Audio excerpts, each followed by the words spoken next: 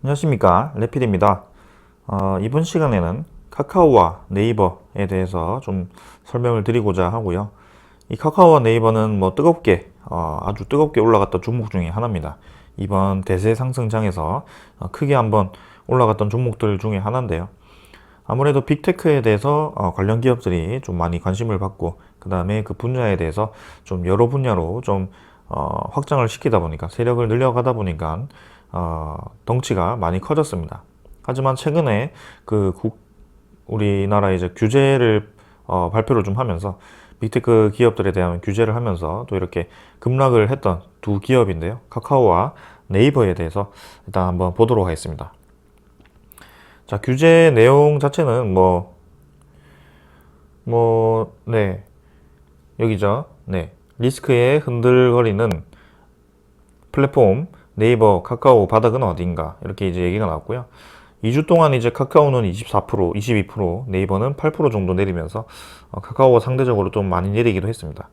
그래서 뭐 모빌리티라든지 카카오 택시라든지, 그다음에 카카오페이, 뭐 IPO 및 뭐 사업 확장성 차질이 생길 것 같고요. 그다음에 네이버는 직격탄은 피했지만 규제 영향권 아래 이렇게 아직 좀 앞으로의 성장성에 대해서 좀 이제 낮게 평가를 받는 그런 움직임이 나왔다라는 거죠. 그래서 지금 상황에서는 사실 좀 최악의 상황입니다. 이 두 기업에 대해서 성장성을 저해하는 그런 이 소식이 나왔고요. 거기에 대해서 주가가 상당히 내려갈 수밖에 없는 그런 소식이 나왔다라는 겁니다. 자, 그래서 카카오 신사업의 두 축을 담당하던 모빌리티, 테크핀 사업에도 제동이 걸렸고, 골목 상권 침해 논란의 중심에 선 카카오 모빌리티는 상장 주관사 선정을 위한 입찰 시점을 잠정 연기를 하고, 카카오페이 역시 25일부터 전면 시행된 금융소비자법에 따라서 서비스를 전면 재편하고 상장 시기가 오는 11월로 다시 연기가 되었다라고 합니다.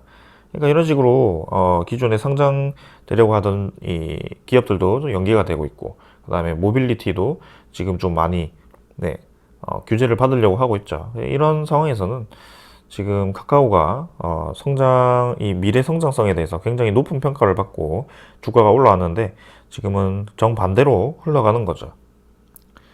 그래서 택시, 카카오 택시, 카카오 대리, 카카오 헤어숍, 카카오 꽃배달, 뭐 교육, 이런 식으로 여러 가지를 지금 하다 보니까 이런 식으로 규제를 좀 하는 것 같고요. 요 소식은 요 정도로 보고 지금 카카오에 대해서 주가를 좀 보도록 하겠습니다. 지금 4,500원 올라서 마무리를 했었고요. 11만 9,500원이죠. 4% 정도를 상승했습니다. 차트를 보게 되면, 자, 여기서 일단 월봉으로 보겠습니다. 월봉으로 보면, 자, 잠깐 쉬었다가 2차 상승이 나왔고요. 여기 금액에 대해서는 지금 액면 분할을 해서 이전에 가격을 정확하게 지금 못 보고 있는데요. 여기 보게 되면 한 3만 원 정도죠. 3만 1,000원 정도에서 큰 이제 저항을 여러 번 받았습니다. 이 정도 라인에서 여러 번 저항을 받았고요. 그 다음에 지지 라인도 반대로 여기서 여러 번 지지를 했습니다. 근데 이제 요쯤에서 이 오랫동안 뚫지 못했던 구간을 뚫어버리고 크게 이제 올라가게 되죠. 그래서 그 이후에 지금 17만 원까지 올라가게 되는데요. 지금 3만 원 정도에서 17만 원까지면 5배입니다. 5배, 6배. 6배 가량이 이 카카오가 성장을 하게 되었습니다. 근데 그 17만 원을 찍고 이번에 규제로 인해서 11만 원까지 떨어지게 되고요. 굉장히 이제 큰 폭으로 하락을 했죠.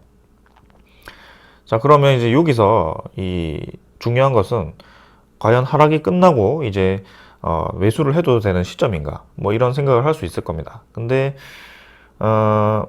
일단 결론부터 말씀드리면, 지금 카카오는 매수를 할 때는 아니라고 저는 생각을 합니다. 아니라고 생각을 하고요. 일단 기술적으로 먼저 보겠습니다. 기술적으로 올라가는 듯 하다가 어떤 악재가 작용을 하면서 엄청난 거래량이 터지면서 이제 큰 음봉이 나왔습니다. 그리고 거의 갭으로 이렇게 주가를 순식간에 밀어버리는 움직임이 나왔죠. 이럴 때는 상당히 오랫동안 이 어떤 일정한 구간을 왔다 갔다 박스권을 횡보할 가능성이 큽니다. 상당히 크고요. 이 갭을 메우기 위해서 오랫동안 이평선이라든지 이런 게 수렴하기 위한 그 수렴 패턴을 그려야 되는데 그게 최소한 한 달에서 두 달 정도는 좀 행보를 해줘야지 어느 정도 이제 안정화된 주가를 자리를 잡았다라고 판단을 할 수 있습니다. 근데 카카오 같은 경우는 지금 보시면 이렇게 보통 자리를 잡는다라는 것은 캔들이 어느 정도 이제 같은 위치를 반복해서 왔다 갔다 한다라는 겁니다. 이런 식으로. 그래서 여러분들이 딱 보더라도 이 정도 중심선을 끄으면 이 정도 이제 주가가 횡보를 좀 하는구나라고 판단을 할 수 있겠지만 흔히 말해서 이제 요런 그 구간이죠. 요런 구간이 필요한데 지금 보시게 되면 얘는 점점 이제 캔들이 점점 낮아집니다. 끝단이 점점 낮아지고 있어요. 실시간으로. 그래서 이 금요일에 반등을 하긴 했습니다만 결국에는 지 자리 잡았다라고 볼 수가 없는 상황이고요. 언제든지 다시 한번 내려갈 수도 있다라는 그런 상황입니다. 그래서 카카오는 아직 더 시간이 필요한 상황이고 그 다음에 지금 이 주가라는 것은 사실 성장성으로 올라갑니다.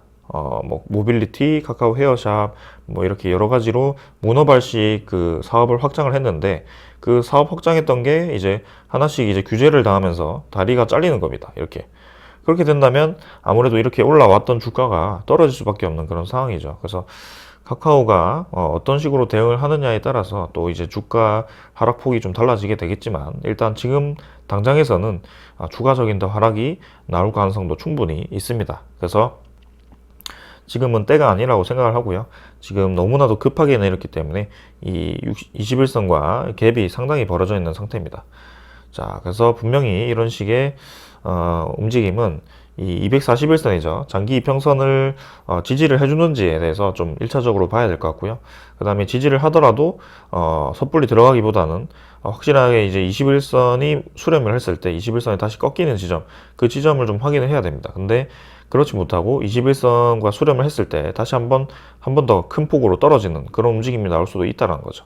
그렇게 된다면 이제 더 밑으로 떨어질 수 있는 그런 상황이 벌어지기 때문에 지금 카카오 같은 경우는 주식 입장에서도 최악의 상황인 성장성이 줄어드는, 성장성이 떨어지는 그런 상황이 왔기 때문에 서서히 주가가 떨어질 가능성도 있습니다. 그래서 주봉, 월봉 입장에서는 천천히 봐야 될 것 같고요.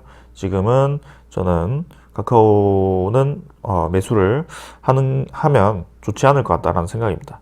그래서 외국인 투자자가 지금 뭐 거의 9월 8일부터 해가지고 거의 600만 주, 700만 주, 800만 주 가까이 매도를 좀 한 것 같습니다. 그래서 거의 1000만 주 가까이를 매도를 했기 때문에 엄청난 금액이죠. 1000만 주면. 여기 1000만 주면 지금 1000만 1억, 10억, 100억, 1000억, 1조, 그러니까 1조 가량을 지금 카카오를 건 일주일 조금 넘어서 2주 정도 만에 매도를 한 겁니다. 그러니까 카카오가 그 타격을 입을 수밖에 없는 상황이었고요. 지금은 추가적으로 더 지분이 빠져나간다면 내릴 수도 있는 그런 상황입니다. 그래서 기관도 지금 계속 연기금이 특히 오랫동안 투자를 하고 있는 연기금도 지금 빠져나가고 있고요. 여기에 대해서는 수급도 불안정하다.